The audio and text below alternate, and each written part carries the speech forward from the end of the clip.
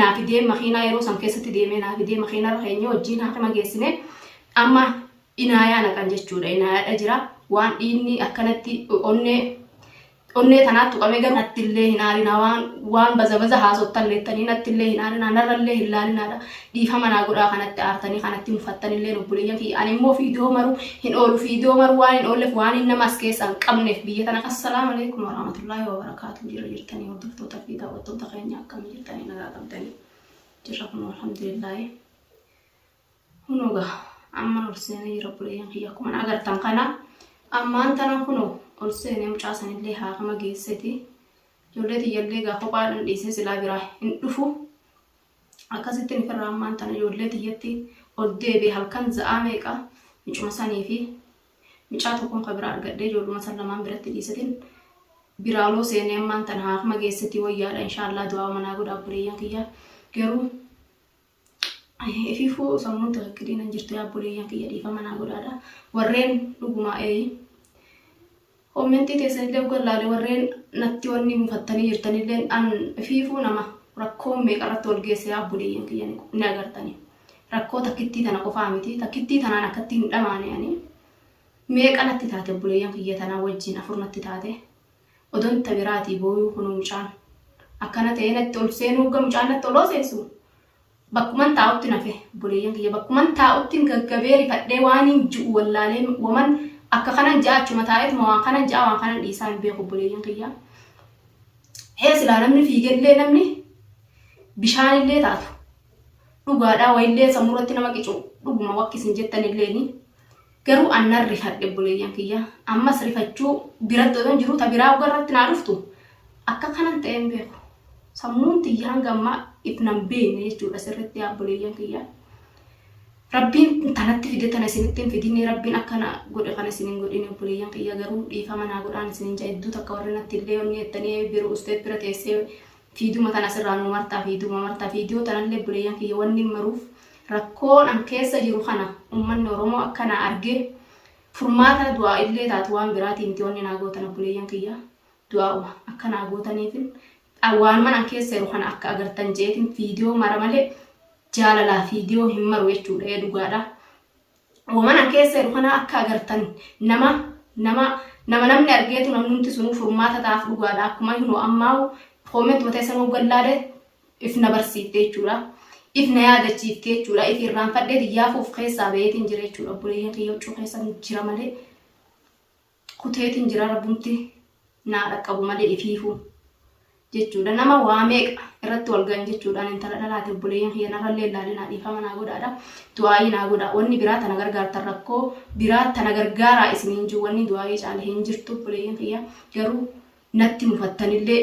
na wanni hin cinaadha natti aarinaadha anillee waan feetanillee waan jettan isinitti aaru dhugaadha. Ammoo kaameerallee wanni maruuf kaameeraa kana waan keessa waan arqa keessa oole hundaa'u isinin garsiisee jechuudha. Ol bahee fuula miidiyaa kanarratti wanni jaaladheetii miti jechuudha. Nama tokko biyya tana keessaa qabu nama tokko biyya tana keessaa qabu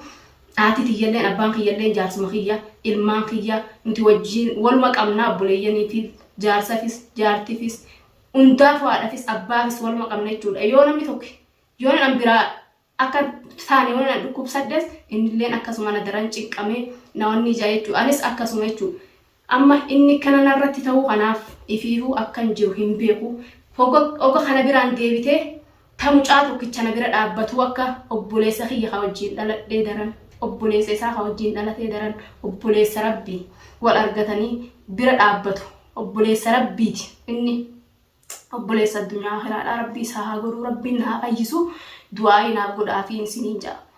Garuu gize sanillee rifadheeti waan kanan jaa goggogelleedha wallaahi nammaan tana obboleeyyan kiyya yoo dhugaa feetan yoo namni nuu du'e ijji tiyyatu waan himimmaan buuftu natti fakkaata.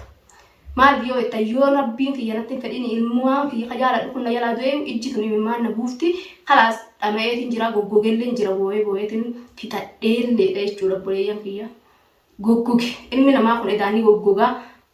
goggogaa goggoge qalbiin tiyyallee na goggoytee rabbumti naa jiisonnee tiyyalleedha du'aayii naa godhaadha. Akkuma rifadheen goggogee afeetuma waan kanan haasa'ee gisee saniif waan kanan dhiisee hin beeku jechuudha. Taa'eetuma harka babbanuu taa'eetuma micaa gogaa jedhuu malee waan hin jiru yeroo san keessatti wanni takka kanaa dhufee ilmi namaa dhugaadhaa aqliillee tadhiirarra silaa tadhalaattu wayyaadhaa dhalaa yaada silaayi ani aqliin tiyya yaaduun sunillee na yalaa irrattee jirti jechuudha obboleeyyan kiyya. Rabbiin garuu bakkatti naa deebisu sammuu tiyyalleedha. Rabbiin sammuu nan tuqine jaarsa kiyyallee na jalaa tuqee anillee rabbi biyya kanatti nan tuqine obboleeyyan kiyya du'aa naa godha. Jaaladheetii miti amma kun ulaa akka an seeneen kaameeraa haadhee useetuma ol ba'e ammallee obboleeyyan kiyya waan isin jettan sanillee argeetu kan jira. Sanumaafu na yaadachiiftanii of na yaadachiiftanii viidiyoo mari'u gadhiisullee dhuguma ilmaan Oromoo yaaduma naa kennan yaaduma isaan naa kennan kana keessa wayin qabadhaa wayin baradha jechuudha obboleeyyan kiyya. Hedduu takka biyya namaa kana keessatti cinqamaa jira, hedduu takka gubataa jira. Waan nam tokkollee if maddii hin argineef jecha obboleeyyan kiyya beekamillee haafima geeffadhe. Alhamdulillah mucaan sunillee rabbi jazaa kafaluu fi walillee beekuu baannu naa fidee makiinaa yeroo san keessatti deemee naa fidee makiinaa irra keenya wajjin haafima geessine amma inaayaa naqan jechuudha. Inaayaadha jira waan dhiinni akkanatti onnee tanaatti tuqame garuu onnellee hin cinne numa tuqamte jedhanii sombaa bu'eensa ammas asiin bakka gayyaa kana dhiinni ni iitee akkasi dhiinni walitti qabamee bakka lafa dha'e asiin duuba kana bakka sammuu as duuba kanaan lafa dha'e kanaan dhiinni itti yaa'ee saniif dhiinni kun akkanatti afaanii fi funyaan inni irraa yaa'utti jira malee waan biraa hedduu takkallee waan wanniitii miti rifatin naan jangaa garuu rabbii beekaman naa mallee ni rifatin naan janii rabbi naa fayyisu rabbiin naa haa fayyisu mucaa sanilleedha. Du'aa naa godha ilmaan kiyya namni biratti dhiifadhu hin jiru. Ammaan tanaa kana ilmaan kiyya laala jeetin fiigaa biraa dhufe malee qalbiin achina jirti jechuudha obboleeyyan kiyya. Ilmaan kiyyallee rabbi naa eegu ittuma cufadheetin ammas ganama itti deebi'a. Tabiraatu seene taa Ibraahimis inshaa Allah baharii fi balloo naa dirmadhaa jeeni itti bilbiladheetin jira. Yoo isaan naa dirmatanii rabbiin naa arganii naa qabanis mucaan kunis kennaan sunis jala kutee jira gaayii. Yoo qabanii naa hidhanii manatti naa galchanillee naa galchanii rabbiin amma kan manarraa fayyisu. Hamtuun na qabatte amma yaa obboleeyyan kiyya tanaa na qabate garuu alhamdulillah waa hundaa'u alhamdulillah naa guddaa waan dhufe hundaa'u alhamdulillah amma jedhanii shukuruma rabbitti galchanii waniin anju hin jirtu rabbiin geessiin haa jiru naan jaa balaa akkanaa tana rabbiin mucaa kana narraa fayyisee rabbiin isallee naa deebisu maraattu inni hidhatanii naa hidhaniitu manatti naa galchanii firraan galfadha biyya tiyyatti yaa obboleeyyan kiyya du'aa naa godha. Du'aa matakkitti tanan isin kadhatudha. Asirratti oloo ba'a malee rakkuma tiyya tana gaa rakkoo an keessa kan agartanii akka furmaata tokko mala tokko naa dhooytan jeetuman asirratti ol ba'ee isin cinqutti jira dhugaadha. Namni rakkoo akkanaa kana keessa jiru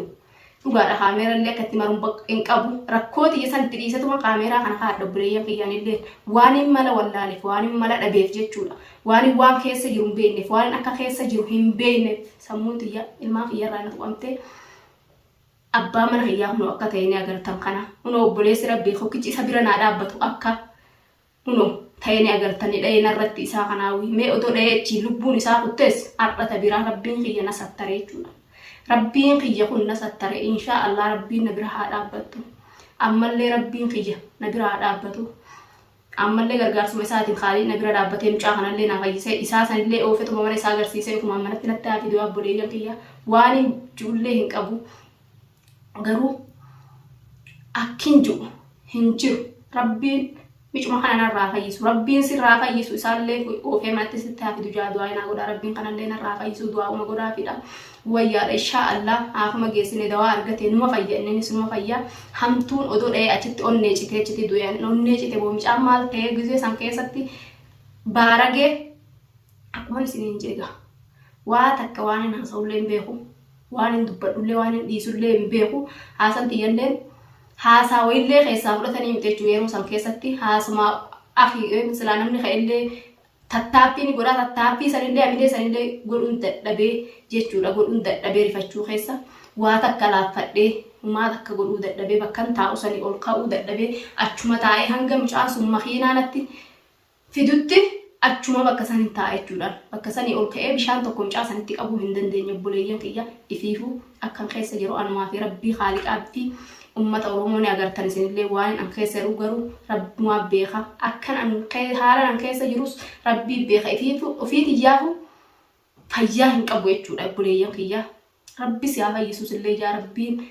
qalbii ta'e bakka takkatti si adeemsu jaala du'aa inaa godha sirraa fayyisee mucaa kanallee kadhamu kanallee sirraa fayyisee hamaraate sanillee fayyisee rabbiin biyya ta'etti si deebisee qalbii ta'e bakka takkatti si adeemsu naan jaa qalbiin tiyya waan biyya tana keessa jiru waan magaalaa sanaadhaa tana keessa jiru magaalaa Yaman tana keessa jiru waan bakka takkatti na deebitu hin sa'u garuu rabbii jira waa hundaa'u rabbii jira rabbumaa jira gaafan biyya tiyyatti galee tasgabbaa'ee inshaallah qalbiin tiyya bakka takkatti na deebite akka namaa ta'uu waan oolu jeetuma yaada yaa buleeyyan kiyya akka namaa keessa hin jiru ammaan tan haala namaa keessa hin jiru garuu isin du'aa manaa godha wanni isin naa gootan tabiraa hin jirtu buleeyyan kiyya wanni isin na gargaartan hedduu takka du'aa hin teessan na gargaarti rakkoo keessaa hunda na furti gizeen rakkadhee hunda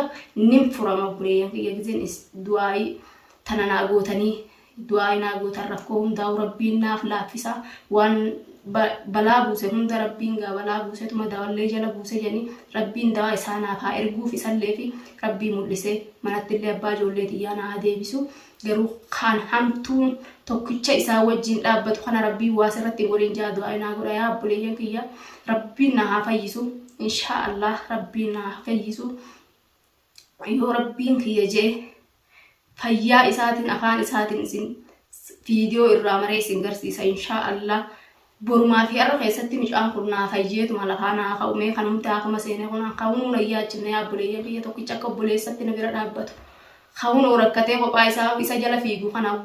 dha'ee jala hambisee biraa kan jala naa fiigu hin jiru akka isatti illee namni jala naa fiigu namni jala naa dhaabbatu akka isatti illee hin jiru wallaahi buleeyyan kiyya oneen isiniin jiru hammaatullee mucuma tokkicha obboleessa rabbiiti jedhanii wal baranii sababa dubbii gaafa kiyyaa san irratti wal baran mucaa kana isaattu rakkoo san keessaa anillee na baase jechuudha buleeyyan kiyya gaafa nan akkatti akkas na godhanii hidhanii na wanni godhan sanillee mucaa kana hidhaa keessaa na baase jechuudha sababaa isaatiin hin ba'e mucaa kana akka obboleessa kiyya wajjin dhaladhee daraniin isallee mucaa kanallee jaaladhaa kabajaa obboleessa kiyya rabbiiti jeeti ammaan tana inni na jalaa dhawumee akkana ta'uun kun hedduu takka na rifachiise hedduu takka mudhiin na citte buleeyyan kiyya obboleeyyan kiyya akkuma du'aa inaa gootanii heefan yeroo sanirraa ijoollee tiyyallee hulaatti cufee isaaf mattoofe maal keessa ranjee hulallee irraa banee ilaalle ammallee manuma gamanaa kana seenetuma viidiyoo isinii maree akkuman ol seenen obboleeyyan kiyya odoo baalxoo ofirraan baasinii du'aa inaa godha na jajjabeessa yaa obboleeyyan kiyya mudhiin na citee rakkoo akka tiyyaatan rabbiin isinittiin fedhini rabbiin isinittiin fidini rabbii yaa buleeyyan kiyya hiriyoottan kiyya qaqqaali yaa buleeyyan kiyya cinqamtan isinillee isin cinqee na wajjiin boochan kana wajjiin boochan hunda rabbiin jazaa isin haa kafalu du'aa uummata isa wanni caaleen jirtu du'aa inaa godhaan isiniin jaa rabbii yeroo gabaabduu keessatti biyya namaa tana keessa fayyaadhaan gammachuudhaan si haa galchuu